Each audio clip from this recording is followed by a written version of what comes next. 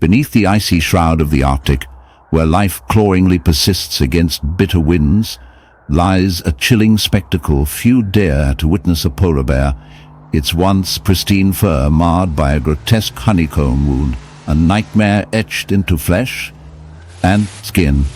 This is no ordinary injury, but a festering landscape, a map of decay, spreading its dark tendrils beneath the noble beast's hide.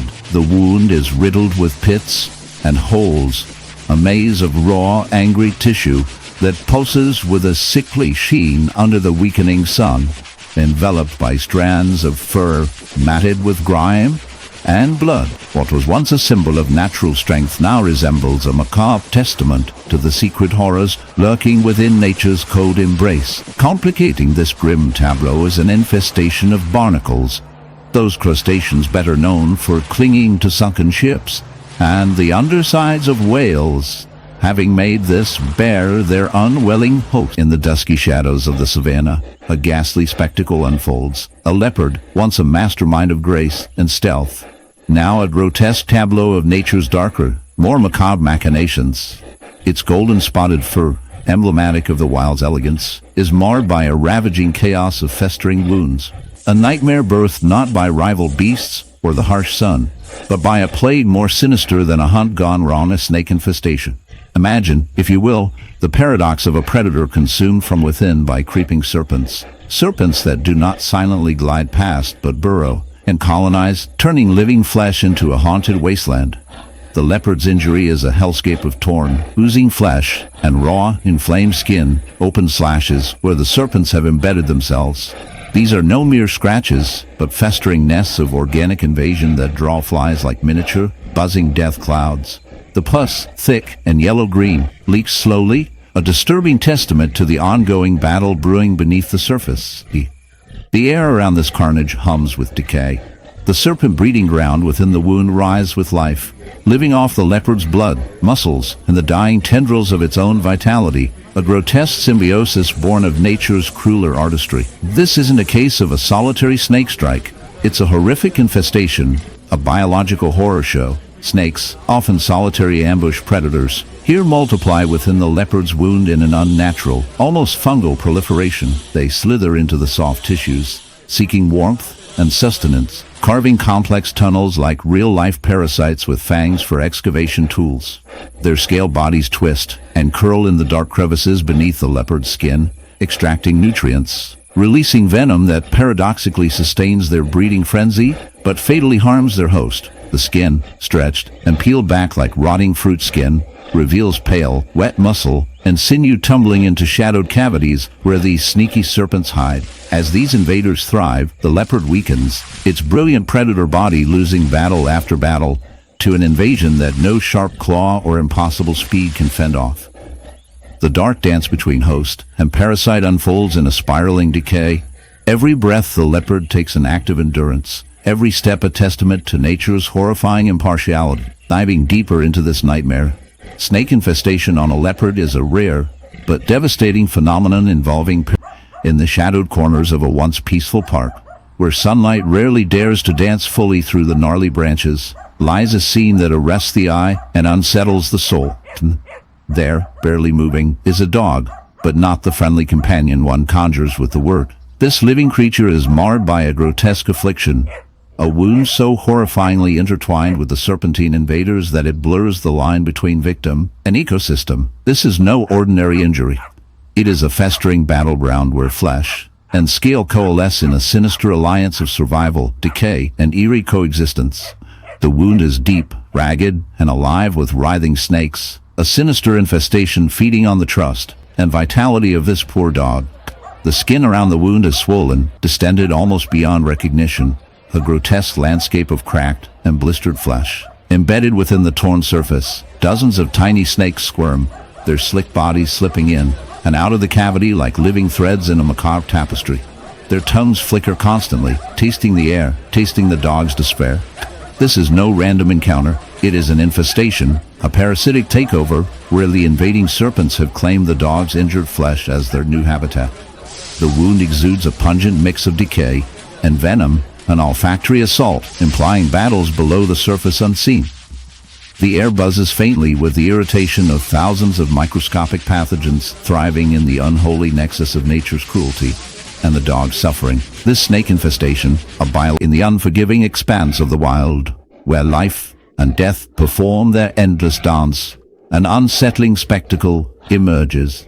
A white lion, not in the regal splendor one might imagine, but marred by a grotesque and revolting hive of bees embedded into its flesh.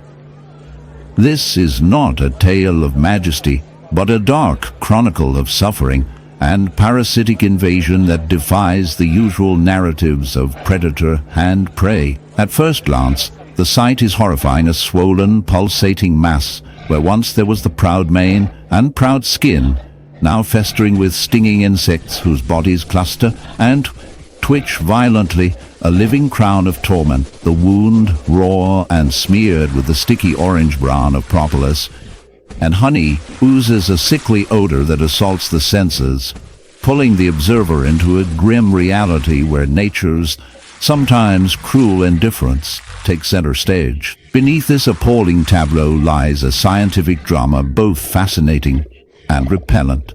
The bees, typically the diligent architects of delicate hexagonal prisons high in trees, have in this case turned the lion's wound into their hive. The infestation likely began innocuously enough, a small vulnerable cut or abrasion on the lion's skin, possibly from territorial clashes or the thick brush of its savanna habitat.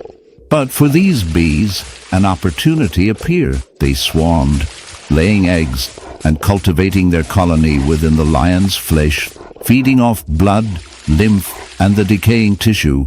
An ecological nightmare played out in living color. The bees' relentless activity generates both heat and decay, swelling the cavity, while the lion, trapped by pain and madness, prowls the land, a living monument to nature's capacity for cruelty and adaptation. Examining the infestation reveals a harrowing interplay between parasite and host.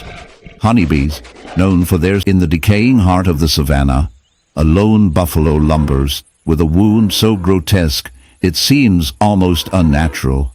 A honeycomb of raw, pulsating flesh where thick, blackened pus oozes from the hollows like some malignant hive. This cratered injury is not merely a gash, but a battlefield, a living, breathing ecosystem teeming with parasitic invaders. The skin, once a solid barrier, is now a fragile membrane riddled with holes, each one harboring festering colonies of larvae and maggots feasting with relentless fervor. The air around this suffering beast hangs heavy with a sickly sweet stench of decay, a brutal testament to nature's darker cycles. This dreadful wound is the surface manifestation of a deeper, unseen war, a parasite infestation of such virulence that it threatens the buffalo's very survival. Tiny flies, attracted by the smell of putrefying flesh, lay their eggs within the open sores. These eggs hatch into writhing maggots that burrow deeper into the tissue,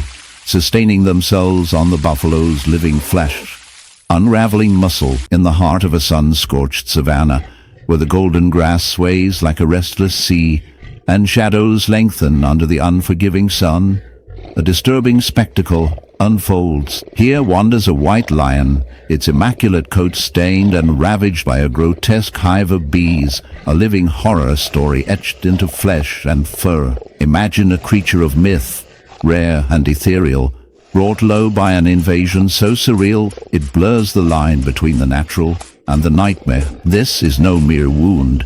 It is a festering monument to nature's darker curiosities, where thousands of buzzing bodies have claimed a bloodied fortress on the lion's skin. The sight is likely seen from a twisted fairy tale bees, the tiny artisans of sweetness, turned sinister marauders, embedding themselves in the torn flesh of one of the savanna's most magnificent predators. Their hive, a tangled mass of wax and honeycomb, oozes with a sickly amber sheen interspersed with dried scarlet, the lion's blood mingling grotesquely with the golden syrup. Swarms roil and pulse like a living curse, a hive not just of industry, but of pain and decay.